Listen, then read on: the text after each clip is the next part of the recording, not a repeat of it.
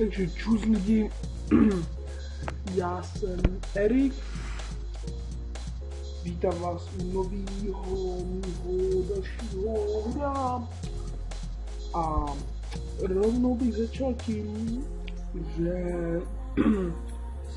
mám trochu problém s hlasem, což asi slyšíte, možná některý to neslyší, ale mám prostě problém s hlasem a no. Teď by vás asi zajímalo, co je vlastně tady to, co jsem se tady přichystal. Věk, práce, škola, auto, co chci točit, jak vlastně vypadá. Je to všechno do jednoho, abych to shrnul, je to věci o mně. Já jsem si připravoval ty body, budu vám na ty body odpovídat a no, rozhodl jsem se, protože jsem koukal, že tento video docela nebylo špatný, tak jsem se rozhodl, že třeba kdybych něco natočil víc, takže by se vám to mohlo líbit. Fajn! Tak začnu asi věkem. Můj věk se pohybuje, tak jak mě rozměří, nechci říkat přesně, mezi 18 a 22 lety. Já rozmezí. Teď k tomu napíšu 18 a 22 let.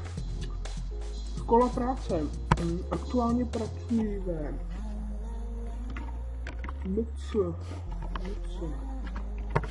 Donald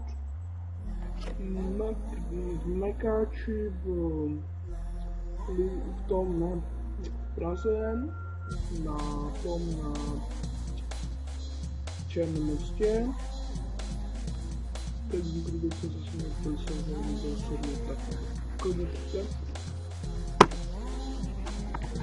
Další auto moje.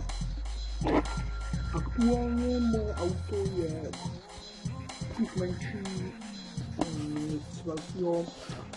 Je to teda, řeknu jenom značku, nebudu říkat nějak rozlehlé to. Je to prostě Škoda auto. Jo. Co chci točit? No tak. To se vás chci zeptat spíš já.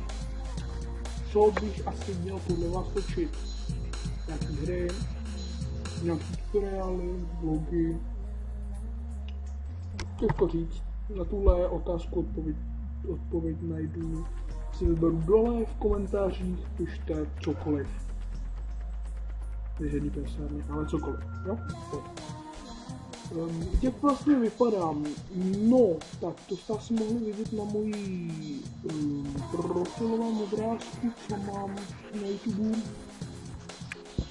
No, tak kdo to neviděl, tak se podívám. Asi ho nějak nebudu mít, protože to asi jde na to, který vypadám nějak normálně, nějak netu. No nic, tak jo. Takže tohle bylo pár mých bodů, tohle je krátký, opravdu krátký video. Nic jsem si o to nesliboval.